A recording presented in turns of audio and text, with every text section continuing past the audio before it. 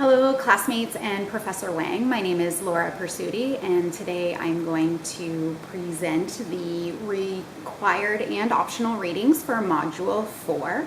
I'm just going to let you know ahead of time, my PowerPoint presentation over here is very word heavy, and they're mostly just teaching points for me, so just sit back and relax and listen to me chat with you, and hopefully you can gain something from the presentation today. If you would like a copy of my slide deck, I'm happy to provide it for you. Just let me know in the discussion section and I can post them there. So just a quick overview. There were 6 readings in total. So I'm going to begin with Chapter 2 from our course text. Then move on to our optional readings, talk about the cultural probe, and then finally the cognitive aspects. So as I go through, I'm going to, I will share with you which reading the information is coming from, okay? So this is the full reference list here, and again, it is in our notes from class. So the first one, as mentioned, is Chapter 2 from our course text. This is the reference here. Okay. So, this introductory chapter describes the significance in understanding why and how you might design something before you even begin to build it. Understanding what they call the problem space before moving on to the design phase will do 3 things: save money, save effort, and save time. So, the authors describe the process of articulating the problem by a thorough analysis of the current state of the user interaction or experience, with further probing into how the product will enhance or improve this experience. So what the design team wants to do here is make these components explicit. Understanding the relationships between the concepts. When those are understood, the design team can work to determine if their product actually supports the main concept design. So this is why we'll learn about cultural probes later on and some of the how this gets done.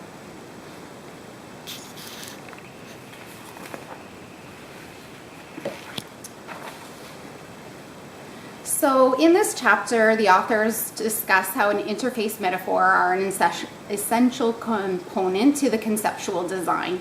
So we've talked about this quite a bit in the course already, but my favorite example of this, of course, is the recycle bin on your desktop. So we know that we recycle things we no longer need, and so, you know, that metaphor is easily understood.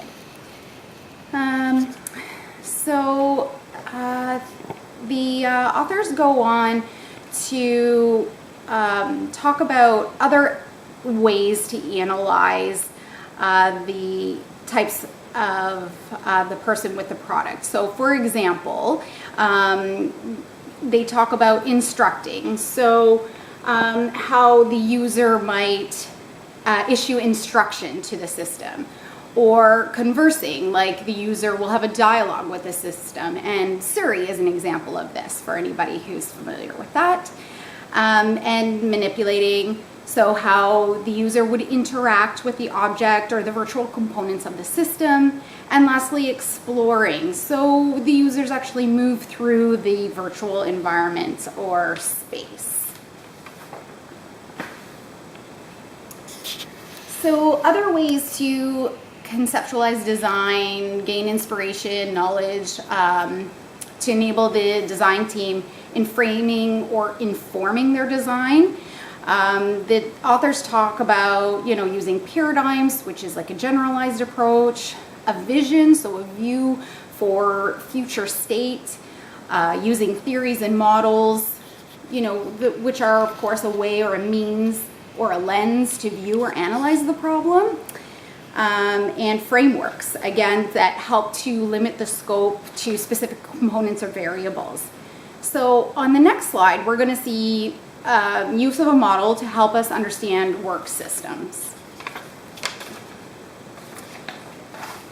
And this is taken from one of the optional readings here in the Handbooks of Human Factors. And again, here's the formal reference for that. So this chapter talks about the work system. And they describe 5 elements within the work system: person, task, tools and technology, physical environment, and organizational conditions. So we're going to take a look at the schematic now that depicts an understanding of the interaction between the elements. And just so you know, the reference is noted at the bottom of the slide. So I'm going to try and zoom in here for you so you can take a peek here. So what I like about this model is that we have the person right here at the center. So the person or the user or the set of users. And then you can see those arrows all working to interconnect those other components.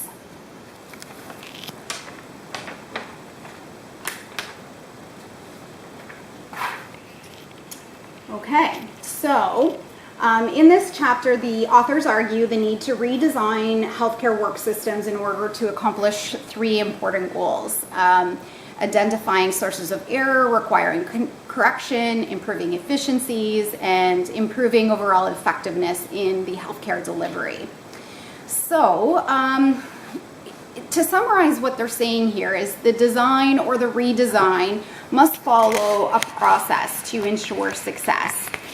Processes are continuous, collaborative, they require strategic implementation and ongoing analysis and evaluation. So any changes to any aspect of the work system can negatively or positively affect the work and clinical processes, and consequently the patient or the organizational outcomes. So thinking back to the model, we can all agree that elements that are interacting will therefore influence each other. So careful planning and consideration needs to be taken with redesign. So this will lead us into discussion regarding models of redesign. Okay, so one of the models presented in this chapter is the Systems Engineering Initiative for Patient Safety. They call it the CHIM model. And it helps understand exactly what is happening within that work system to clarify the interactions between the structure, processes, patient, or organizational outcome. So they took the model we just looked at and applied it to some medical residents. So we'll take a look at that. So we can see here is our basic model. And in the center, we have our medical residents, year 1, 2, or 3. And then the design team is categorizing all the different elements that are working together. And just to quote directly from the reading, so the figure describes an example of the CHIM model applied to the work and educational system of the residents. 2 processes are highlighted: care processes and educational process. The outcomes of importance are, number 1, patient safety, and number 2, resident outcomes. That is, resident safety and well-being.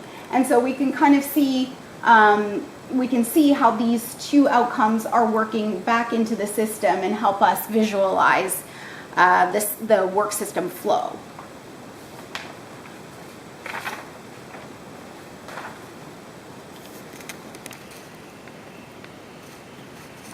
All right, so moving on.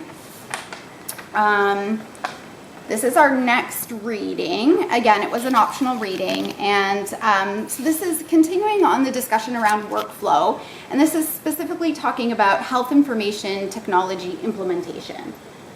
So this is a busy slide, and I apologize for that, but basically the authors describe 3 areas: the need for workflow analysis, a review of human factor tools for analyzing and redesigning workflows, And then they also proposed the use of health IT as a tool to analyze and redesign workflow. So looking at this first area, the need for workflow analysis. So the authors discussed how the process should be considered nonlinear and that the workflow is to be analyzed and reanalyzed throughout the process to optimize continuous improvement. The second factor there, the authors have some recommendations, and those include thorough analysis using multiple data collection and analysis methods, use of detailed flowcharts to capture interactions, evaluation of application of the IT to support the needs of the workflow, and then of course evaluation of the usability of the chosen IT interface, right? So these are certainly good recommendations. And lastly, the authors put together approximately 100 tools to use to capture this information. And they took those tools and they categorized them, and they came up with 12 non-mutually exclusive categories. Now, a limit that the authors did identify was the lack of ability for comparison between the workflow analysis tools. So as a result, many of them have not been used, and therefore, they couldn't comment much on that, and did call for further research in that area. So that was that part. And then moving on to our next reading.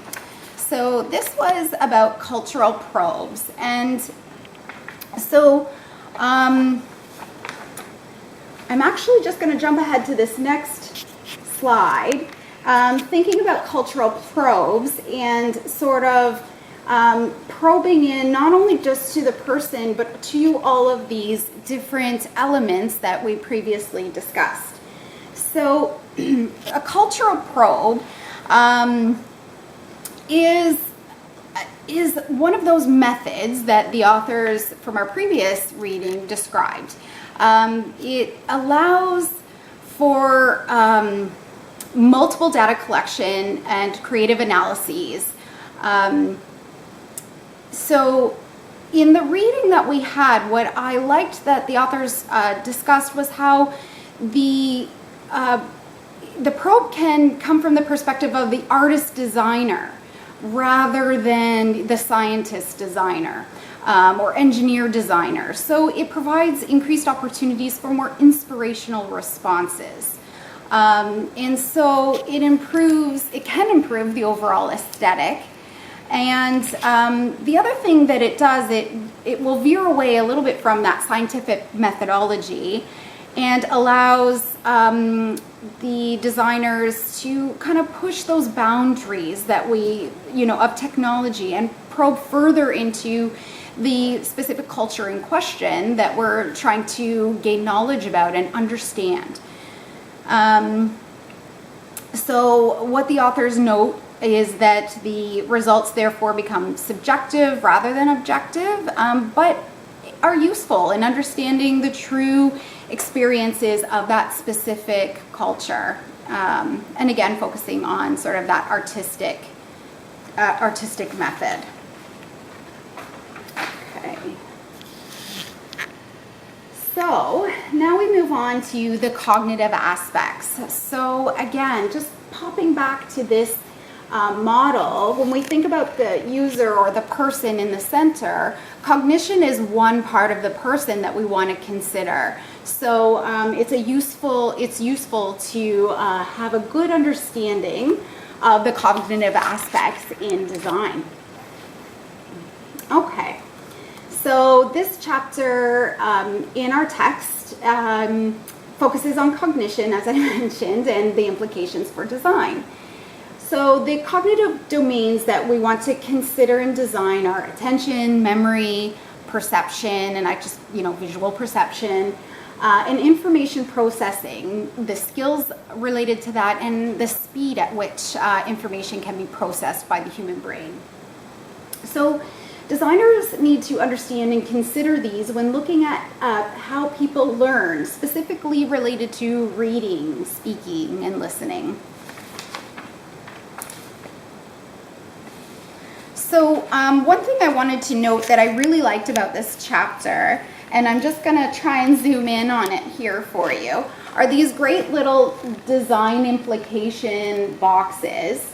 I'm not sure if you can read that very well in my video here, but it is on page 80 of the text. And this one here on memory gives some really good like do's and don'ts for the designer, right? So for example, with memory, they suggest do not overload users' memories with complicated procedures for carrying out tasks, right? So although it might seem obvious, it's good for us to remember as we're learning and becoming designers ourselves some of these tips. So I do encourage you to go back through the text and just look for these design implication boxes.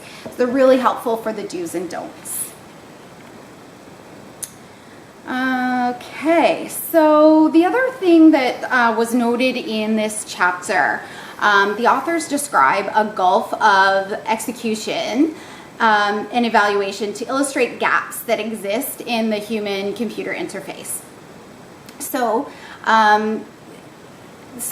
with a user-centered design, you'd be able to bridge that gap. So again, you can refer back to the text on a little bit more detail around that. With respect to information processing and learning, the use of metaphors and analogies are encouraged. And we previously discussed this, and of course it makes sense again. It becomes more intuitive for the user. Okay, lastly, we're moving on to mental models. Okay, so cognition and mental models. So, what a mental model is, it sort of is the characteristic, it essentially details the reliance on qualitative relationships. So it's a cognitive function that allows prediction of an action or an outcome based on previous similar experience or knowledge. So the authors write 3 generalizations about mental models. So number 1, that people use these models to reason with. The models facilitate problem solving.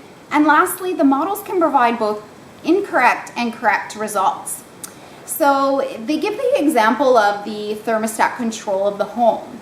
So I found this one really interesting as well. So some people view the thermostat like a valve. So a valve is like your gas pedal. The harder you push or the faster you push, the faster the outcome is. Unfortunately, with this mental model, it's the incorrect application to your thermostat or your furnace.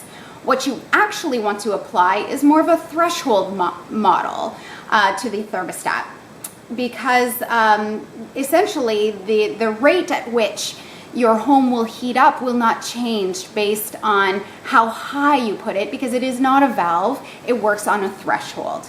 So that's a good example illustrating how you could have an incorrect mental model applied to a problem.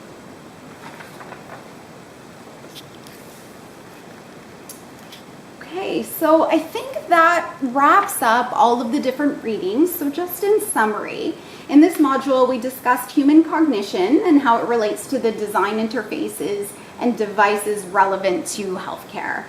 The readings covered a great deal about work systems and conceptual designs. Keeping the model in mind, the person or user is at the center, and understanding the user is the key to ensuring success with your design. Part of understanding the user is having a good understanding of how the brain functions to optimize the human interaction with the technology that you're designing.